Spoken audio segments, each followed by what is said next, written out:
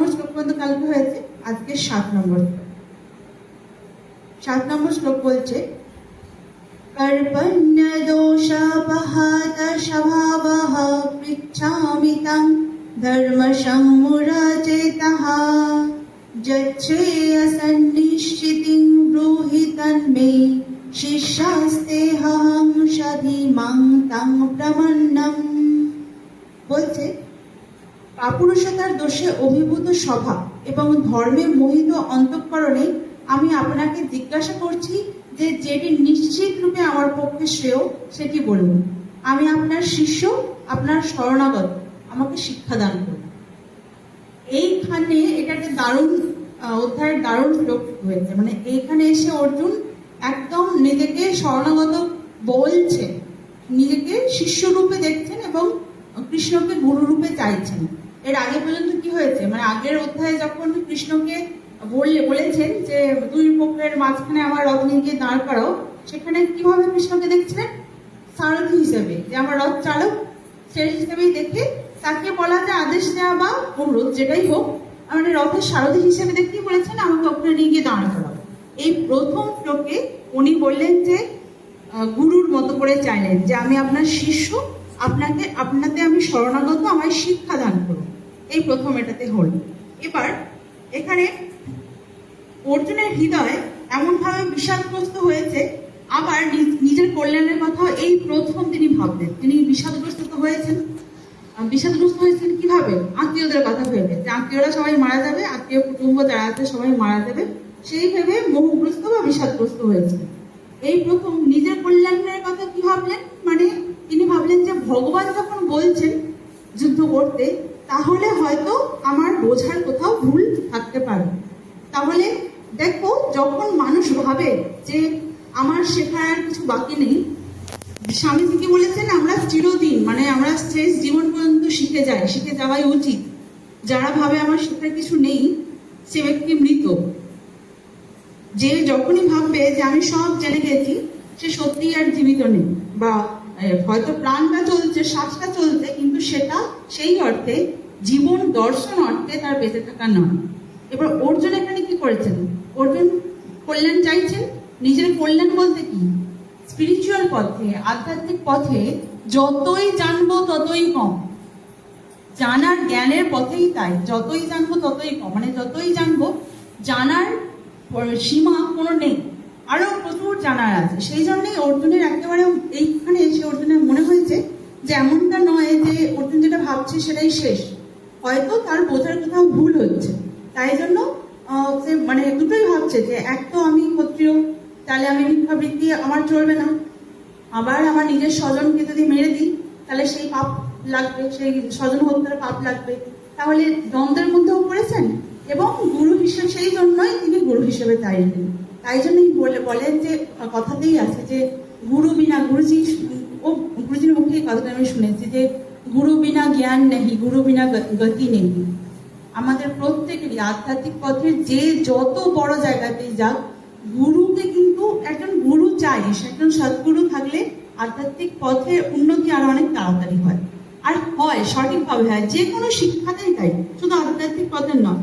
ধরো যারা গান শেখে, যারা নাচ শেখে, দেখলেই দুজন নাচছে, একজন শিখে, একজন না শিখে ইউটিউব দেখে শিখেছে কেউ, বা একজন একদম প্রপার কোনো আন্ডার গাইডেন্স শিখছে। দুজনের নাচ দেখে পরিষ্কার বোঝা যায় যে কে শিখেছে। কারণ ছোট্ট ছোট ভুলগুলো ইউটিউবের তো গাইডেড দেখে তো আমি বুঝতে পারবো না, যেরকম আমি করছি আমিই করছি। এবার একজন টিচার থাকলে তিনি একদম করে দেবেন, ডিটেলিং এ উনি যাবেন যে তোমার এখানটায় ভুল, এটা এরকম। মুদ্রাগুলো যেরকম নাচের যে মুদ্রাগুলো করে, একটা মুদ্রা দেখলেই বোঝা যায় যে কি শিখেছে। তার মানে শিক্ষা জগতে গুরু সবসময় থাকতেই হয়। ইভেন মানে গুরু থাকাটা কত জরুরি সেটা ভগবান শ্রীকৃষ্ণ নিজেই আমাদেরকে দেখিয়েছেন। ভগবান শ্রীকৃষ্ণ যখন ছোট ছিলেন তখন উনি তো গুরুর কাছে গেছিলেন, এটা তো তোমরা জানো। ওই সন্দীপন গুরুর কাছে গিয়ে উনি গুরুকুলে যেমন তখন নিয়ম ছিল না, গুরুকুলে গিয়ে থাকা শেখা, সেটা উনিও গিয়েছিলেন, গুরুকুলে গিয়ে শিখেছিলেন। ওনার যে বন্ধু সুদামা ওনাকে তখন বলেছিল যে তুমি তো ভগবান, মানে তোমার শরীরেই তো বেদ, তুমিই তো সব, তুমি আবার গুরুর কাছে কেন? তো কৃষ্ণ আমাদের এটাই দেখাতে চেয়েছেন যে যত মানে সেই গুরুর গুরু হোক বা একদম যিনি ব্রহ্মা যিনি সৃষ্টিকর্তা, কারো গুরু দরকার। তিনিও কিন্তু শিক্ষা নিয়েছেন। আমরা দেখতে পেলেও সব একটার করে চলছে। কখনো শিব কৃষ্ণকে গুরু ভাবছে, কৃষ্ণ শিবকে গুরু ভাবছে, ব্রহ্মা কৃষ্ণকে গুরু ভাবছে, মানে নারায়ণকে। এইভাবেই কিন্তু চলেছে। মানে কি গুরু কথাটা অর্থই এটা, বলার অর্থ এটা যে আমাদের গুরু বিনা কোনো গতি নেই। গুরুর চরণে সমর্পিত হলে তাহলেই আমাদের যে কোনো সমস্যার সমাধান হয়ে যায়। এবার এখানে এই শ্লোকটাতে যেটা বলেছে, এখানে 4টে অবস্থা চলেছে। অর্জুনের 4টে অবস্থা, মানে প্রথমে কি বলেছে কার্পণ্য দোষ যেটা বলছিল, সেখানে বলেছে যে অর্জুন প্রথমে কি করতে চাইছে, আমাকে বলো, জানতে চেয়েছে। প্রথমে জানতে চেয়েছে, তারপরে বলেছে যে দ্বিতীয় শ্লোকটাতে বলেছে যে কল্যাণ প্রার্থনা করছে, আমার কল্যাণ কর। তারপরে বলেছে আমাকে শিষ্যত্ব গ্রহণ, আমার শিষ্যত্ব গ্রহণ করো, মানে আমাকে শিষ্য হিসেবে নাও। আর শেষে বলেছে আমি তোমার শরণাগত। এখানে আমাদের জীবনের ওই ব্যাপারগুলো চলে, এইগুলোই বোঝার যে শুরুতে জিজ্ঞাসা করেছে। তুমি যখন কাউকে জিজ্ঞাসা করো, তার কাছে দুটো অপশন থাকে, হয় সে তোমার উত্তর দিতেও পারে, নাও দিতে পারে। কিন্তু যখন তুমি কার কাছে প্রার্থনা করো, সে কিন্তু দেয়। জিজ্ঞাসা করছি শুধুমাত্র, মানে যে কাউকে আমরা জিজ্ঞাসা করতে পারি, যে কাউকে জিজ্ঞাসা করলেই সে যে উত্তর দেবে অপরপক্ষ, তার কোনো মানে নেই। কিন্তু যখন আমরা প্রার্থনা করি, আমরা প্রার্থনা করিও সেই ব্যক্তির কাছে যিনি আমাদের দেন। তারপরে তো শিষ্যত্ব মানেই অবশ্যই সেই যেটা নিয়ে এতক্ষণ কথা বললাম, গুরুর কাছে যাওয়া। আর শেষ হচ্ছে শরণাগতি। শরণাগতি হলে কি হয়? শরণাগতি হলে আমি আমার কর্তাপনে আর থাকবোই, মানে আমি যেটা ভাবছি, যেটা চাইছি বা যেটা করছি, সবটাই তুমি আমাকে ভাবাচ্ছ, তুমি করাচ্ছ। ফলে এর ফলও আমার গায়ে লাগছে না, বা এর গায়েটাও আমার নেই, এরকম। কিন্তু শরণাগতি শুনতে যতটা সহজ, করাটা ততটা সহজ নয়। তবে যাওয়া তো অবশ্যই দেয়। প্রচুর মানুষ গেছেন, প্রচুর মানুষ সেই পথে আসছেন। আসলে আধ্যাত্মিকতাটাই একটা চর্চা, একটা প্র্যাকটিস। প্রত্যেকদিন একটা প্র্যাকটিসের মধ্যে থাকতে হয়, প্র্যাকটিসের মধ্যে থাকলেই যাওয়া যায়। আমাদের এখানে এই আশ্রম গড়ে তোলার পিছনে, আশ্রমটা যে গড়ে উঠছে একটু একটু করে, আমরা প্রত্যেক দিন এত এক্সাম্পল পাচ্ছি, উদাহরণ নিজেদের জীবন দিয়ে দেখছি, যে যেই মুহূর্তে আমরা ভাবছি যে এটা কি করে করবো, এটা কি করে করবো, কাজটা কঠিন হচ্ছে, কিন্তু যেই মুহূর্তে এটা ভেবে গুরুর পায়ে সমর্পণ করে দিচ্ছি, ওটা নিয়ে আর ভাবছিই না, মানে চমৎকারের মতো হয়ে যাচ্ছে। এটাই শরণাগতি। কিন্তু এটাতে সবসময় থাকাটাও আমাদের প্র্যাকটিস করতে হবে। যত আমরা প্র্যাকটিস করবো, তত আমাদের জীবনে কোনো দায়ী থাকবে না। গুরুজি যেটা বলেন না, যে চাপমুক্ত মন, রোগমুক্ত শরীর আর চাপমুক্ত মন প্রত্যেকটা মানুষের জন্মগত অধিকার। তো আমরা যদি শরণাগতি হয়ে যাই, যদি আমরা মানে সম্পূর্ণভাবে সমর্পণ করে দিয়ে শরণাগত হয়ে যাই, কিসের চাপ আমাদের জীবনে? কোনো চাপ নেই, যা করাচ্ছ তুমি করাচ্ছ। এটা নিয়ে শরণাগতি নিয়ে একটা দারুণ গল্প আছে, তোমাদের কখনো বলেছি কিনা মনে নেই। একটা মাহুতের গল্প বলেছিলাম কি? এরকম যখন প্রবচন চলছে, একটা জায়গায় প্রবচন চলছে, এবার এই ধরনের ব্যাপার শুনেছে একটা ব্যক্তি, যে বলেছে যে সবার মধ্যে ভগবান বিরাজ করছে, সবার মধ্যে ভগবান বিরাজ করছে, সবাইকে জীবজ্ঞানের শিব সেবা বুঝিয়েছে, তো সবার মধ্যে ভগবানকে দেখেছে।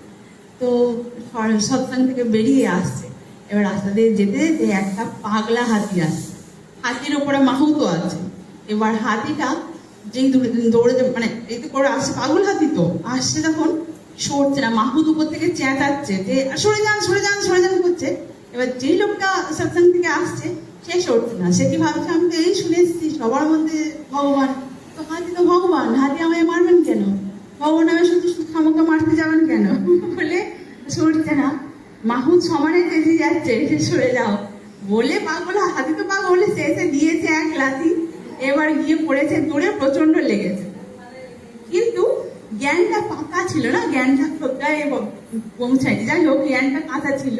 পরের দিন আবার সৎসঙ্গে গেছে, গিয়ে বলছে যে যিনি প্রবচন দিচ্ছিলেন তাকে বলেছে যে আপনি যে বললেন এরকম যে সবার মধ্যে ভগবানকে দেখতে, আর আমি কালকে এখান থেকে বেরিয়ে এরকম সবার মধ্যে ভগবান দেখে কালকে এরকম খেলাম লাঠি, হাতির লাঠি খেলাম। তখন এবার বলছে কি করেছিল বলে বলো। তখন বলেছে যে এরকম হাতি আসছিল, মাহুত যাচ্ছিল, আপনি যেহেতু বলেছেন সবার মধ্যে ভগবান, আমি সরিনি। এবার তখন উনি বলছেন, যিনি প্রবচন দিচ্ছিলেন, উনি বলছেন যে তো তুমি হাতিকে ভগবান মানলে, আর যে মাহুত উপরে বসে সরো করছিল সেই ভগবানের কথা শুনলে না? মাহুতের মধ্যেও তো ভগবান আছে। তো শরণাগত হলে সেই রকম শরণাগত। যদি তুমি এটা ভাবো যে হাতিটা ভগবান, তাহলে ভগবান তোমায় মেরেছে, তাহলে তোমার আর কিসে যায়? তুমি যদি মাহুতকে ভগবান না দেখছো, তাহলে হাতির ভগবানের লাঠিটাও ভগবানের মার হিসেবে নাও। মানে এই একটা ব্যাপার। যাই হোক, তো এই যে শ্লোকটা শুরু হলো, এখান থেকে অর্জুনের এই দ্বন্দ্ব অবস্থাটা আরো একটু স্ট্রং হলো। মানে যেটা আগে বলছিল যে যারা আমার সবাই আত্মীয় স্বজন, এদের সাথে আমি যুদ্ধ করবো না, একদম দৃঢ় চেতা হয়ে গেছিল, এই শ্লোকে এসে বলছে যে তুমি আমায় বলো আমি কি করব, আমি তোমার শরণাগত হচ্ছি, তুমি আমায় বলো, আমায় জ্ঞান দাও। আচ্ছা, এই শ্লোকটা নিয়ে একটু বড়ই অনেকক্ষণ হয়ে গেল, তাই আজকে এইটুকুই থাক। কালকে আমরা 8 নম্বর শ্লোক করবো, আজকে 7 নম্বর। চলো চলো বন্ধু। গুরুর ব্রহ্মা গুরুর বিষ্ণু গুরুর্দেব মহেশ্বরঃ গুরুর সাক্ষাৎ পরম ব্রহ্ম তস্मै শ্রী গুরবে নমঃ।